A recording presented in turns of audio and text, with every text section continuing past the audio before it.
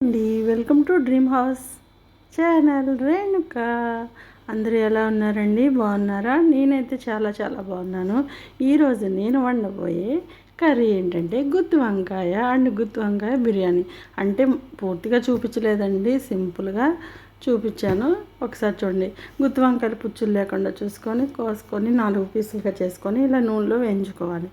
వేయించుకున్న తర్వాత అల్లం, వెల్లుల్లి, ఒక ఆనియను, తర్వాత గసగసాలు వేసి నేను పేస్ట్ చేశానండి. పచ్చిమిర్చి కూడా వేసాను.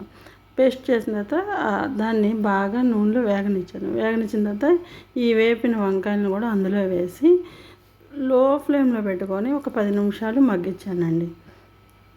ఫస్ట్ ఆ మసాలా వాసన అంతా పోయిన తర్వాత అప్పుడు వంకాయ ముక్కలు వేసి లో ఫ్లేమ్లో 10 నిమిషాలు ఉంచితే వేడి వేడి గుత్తి వంకాయ కర్రీ రెడీ అండి. ఏంటండి అందరూ ఎలా ఉన్నారు? బాగున్నారా? ఇంకైతే ఏంటండి, ఇంకేం చేస్తున్నారు? నేనైతే ఇంకా ఈరోజైతే ఈ గుత్తి వంకాయ కర్రీ చేశాను. మళ్ళీ గుత్తి వంకాయ వేసి కొబ్బరి అన్నంలో గుత్తి వంకాయ కూడా ఫ్రై చేసింది పెట్టి కొబ్బరి రైస్ చేశానండి. అది కూడా చాలా టేస్టీగా వచ్చిందండి.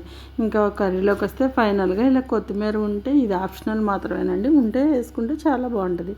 ఎలా ఉందండి నేను చేసిన గుత్తి వంకాయ కర్రీ? చూడటానికి ఎలా ఉంది అంటే మళ్ళీ మాకేమన్నా పెట్టేవారు వెనుక అనమాకండి.